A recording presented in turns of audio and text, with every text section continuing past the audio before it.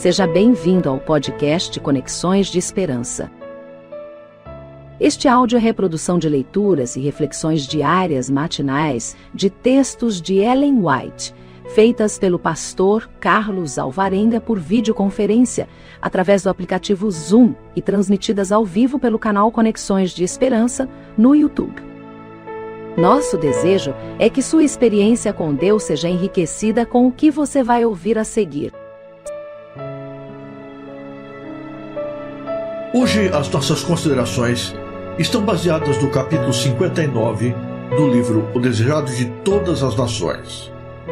Nós lemos assim: Betânia ficava tão perto de Jerusalém que as notícias da ressurreição de Lázaro foram dentro em pouco levadas à cidade.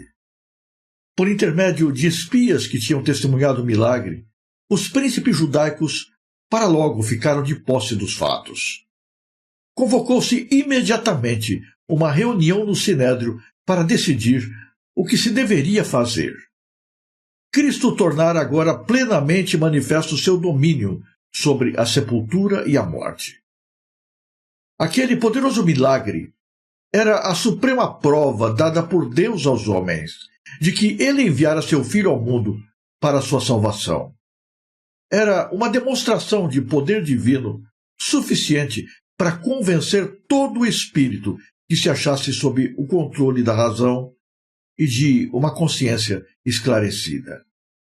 Muitos dos que assistiram à ressurreição de Lázaro foram levados a crer em Jesus. O ódio dos sacerdotes por ele, no entanto, intensificou-se com isso.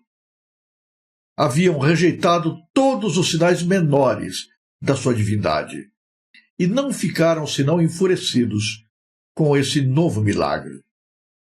O morto fora ressuscitado em pleno dia, e perante multidão de testemunhas. Nenhum artifício poderia explicar essa demonstração.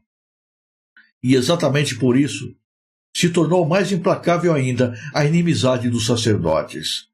Mais que nunca, estavam decididos a pôr termo à obra de Cristo. Os saduceus, conquanto não fossem favoráveis a Cristo, não se mostravam tão malignos para com ele como os fariseus. Seu ódio não era tão feroz. Agora, porém, ficaram inteiramente alarmados. Não criam na ressurreição dos mortos, engendrando a falsamente chamada ciência. Haviam raciocinado que seria impossível vivificar o morto. Mas, por algumas palavras de Cristo, fora deitada por terra a sua teoria. Revelava-se assim sua ignorância tanto das Escrituras como do poder de Deus. Não viam possibilidade de remover a impressão causada no povo pelo milagre. Como poderiam ser os homens desviados daquele que prevalecera em arrebatar ao sepulcro o morto? Puseram-se em circulação mentirosas versões, mas não se podia negar o milagre. E como lhe contrabalançar o efeito, não sabiam eles. Até então, não haviam os saduceus animado o plano de condenar Cristo à morte. Mas depois da ressurreição de Lázaro, assentaram que só por sua morte poderiam deter suas destemidas acusações contra eles. Os fariseus acreditavam na ressurreição e não podiam deixar de ver que esse milagre era uma prova de que se achava entre eles o Messias. Mas tinham-se sempre oposto à obra de Jesus. Desde o princípio o aborreceram, por lhe expor as pretensões hipócritas. Removera a capa de rigorosos ritos sob que se ocultava sua deformidade moral. A religião pura, por ele ensinada, condenara-lhes a vazia profissão de piedade. Tinham sede de se vingar dele por suas incisivas repreensões. Haviam tentado provocá-lo a dizer ou fazer qualquer coisa que nos proporcionasse ocasião de o condenar.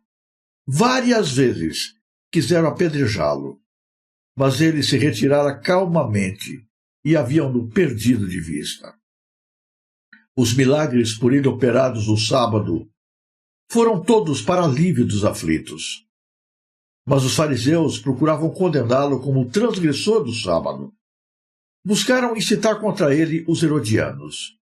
Apresentavam Jesus como querendo estabelecer um reino rival e consultavam com eles como o haviam de matar.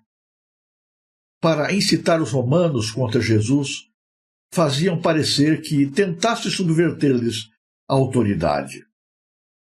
Tentavam todos os pretextos para cercear-lhe a influência sobre o povo. Mas até então, suas tentativas haviam sido derrotadas. As multidões que testemunhavam suas obras de misericórdia e lhe ouviam os puros e santos ensinos sabiam que estes não eram atos e palavras de um violador do sábado ou de um blasfemo. Os próprios oficiais enviados pelos fariseus foram tão influenciados por suas palavras que não puderam deitar nele as mãos. Em desespero, os judeus afinal decretaram que todo aquele que professasse fé em Cristo fosse expulso da sinagoga.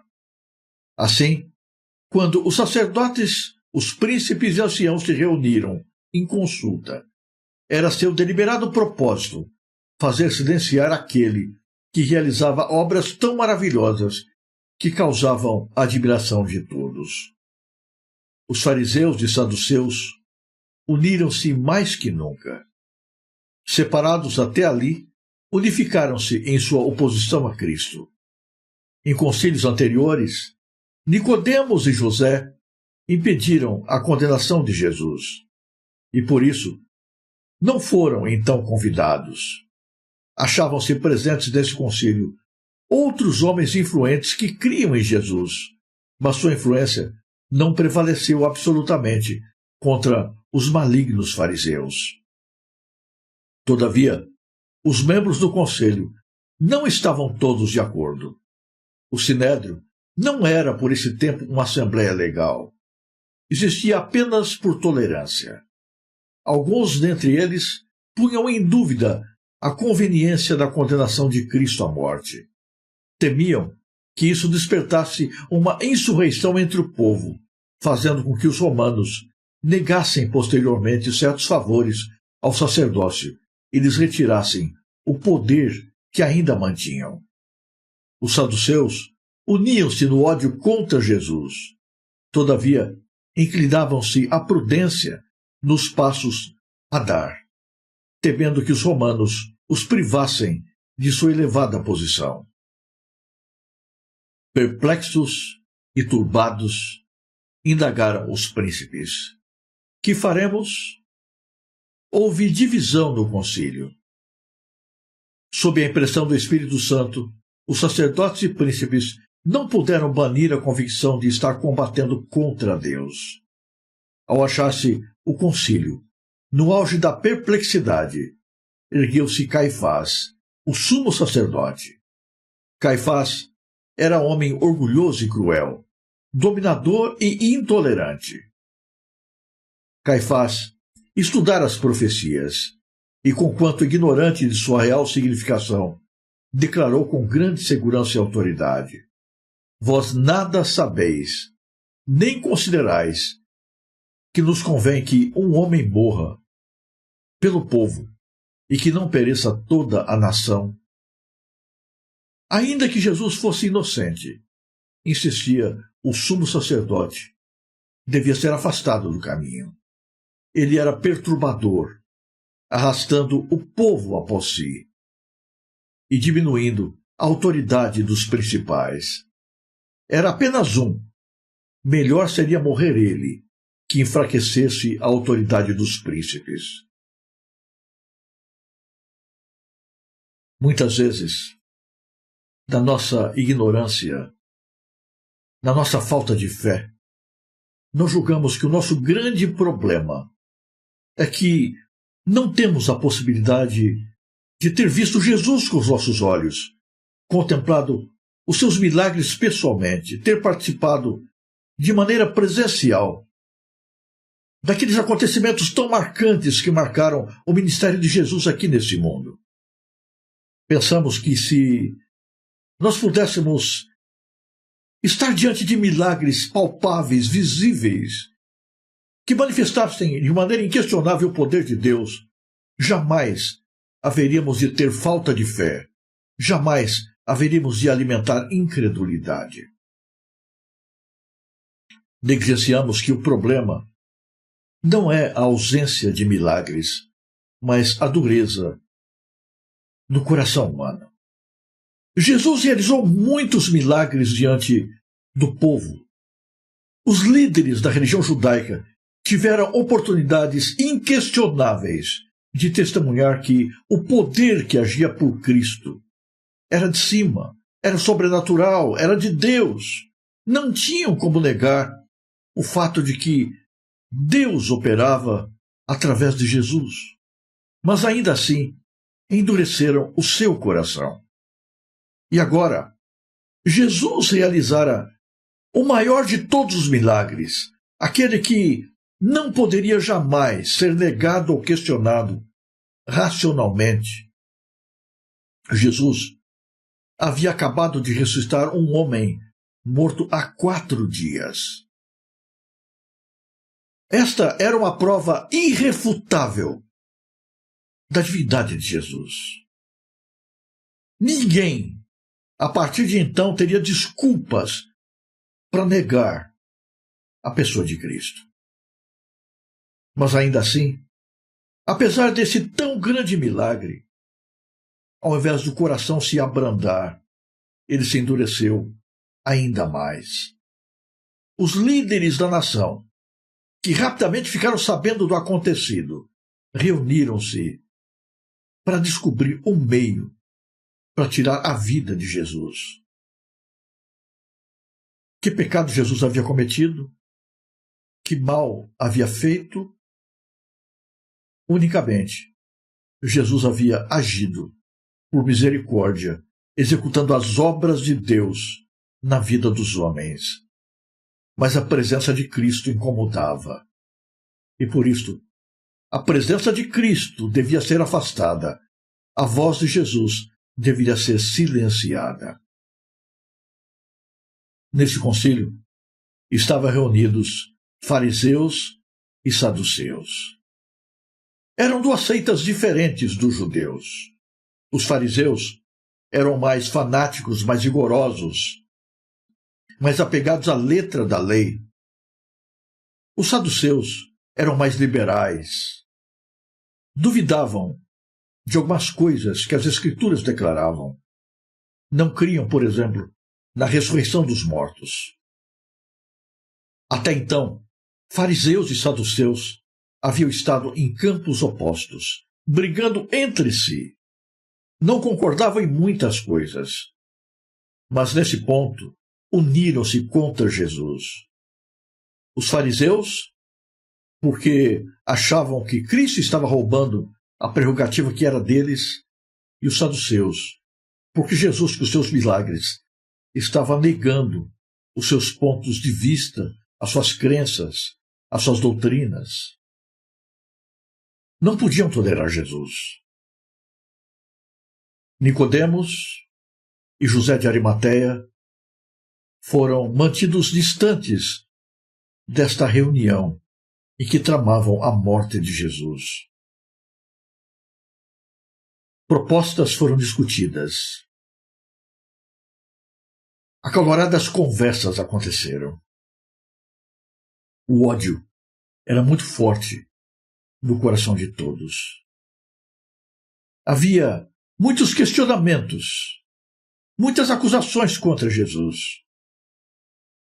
Mas ninguém podia negar que Deus era visível na pessoa e na obra de Jesus.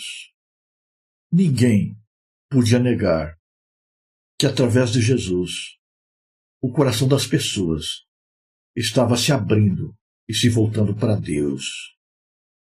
Tudo o que eles sabiam é que Jesus devia ser calado, silenciado. Nem o maior de todos os milagres foi capaz de mudar o seu pensamento. Foi capaz de abrir o seu coração. O ponto marcante daquela reunião foi quando Caifás, o sumo sacerdote, toma a palavra e diz que seria melhor que um homem morresse no lugar de todo o povo.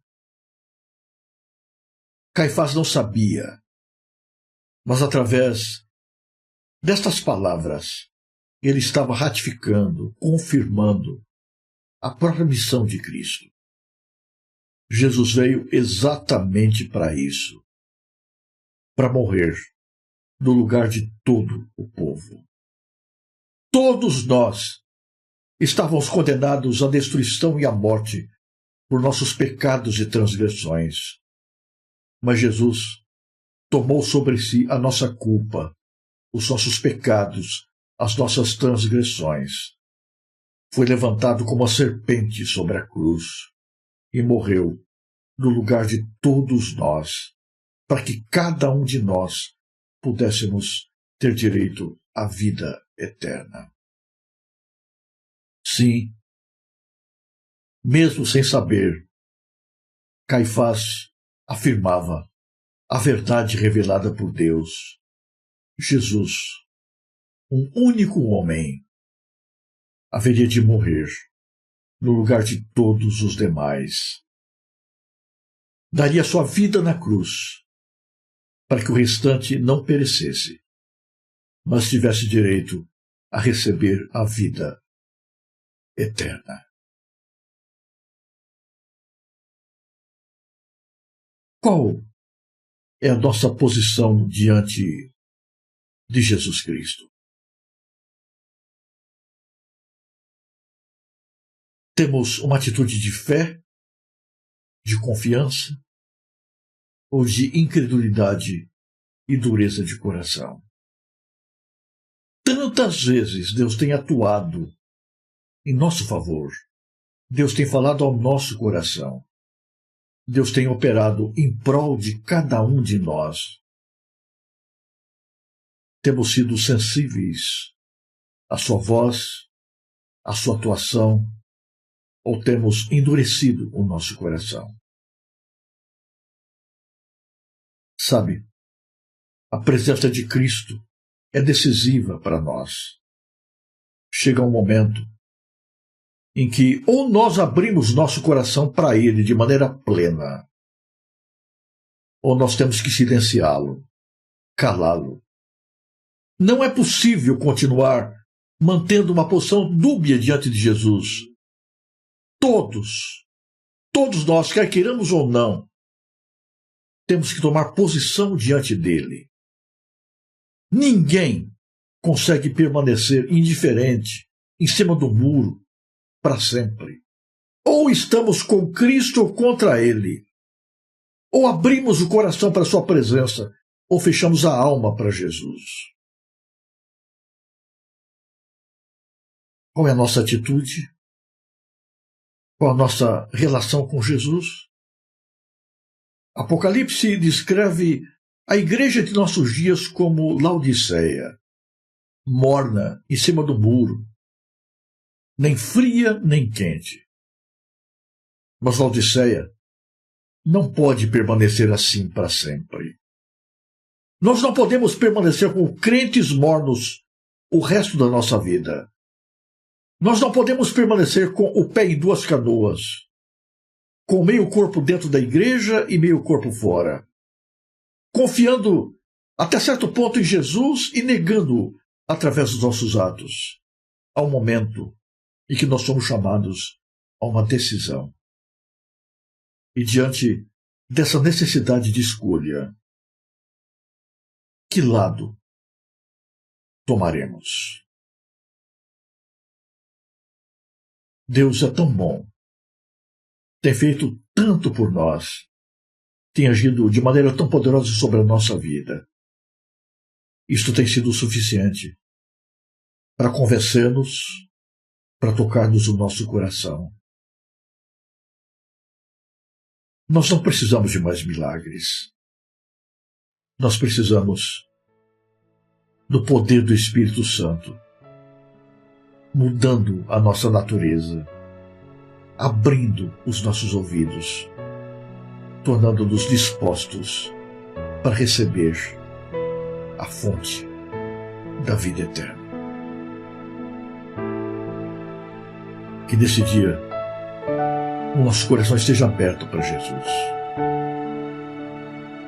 Jesus continua realizando as suas maravilhas e milagres por nós e em nós. Mas, por favor, não permita jamais que os milagres de Jesus endureçam o seu coração.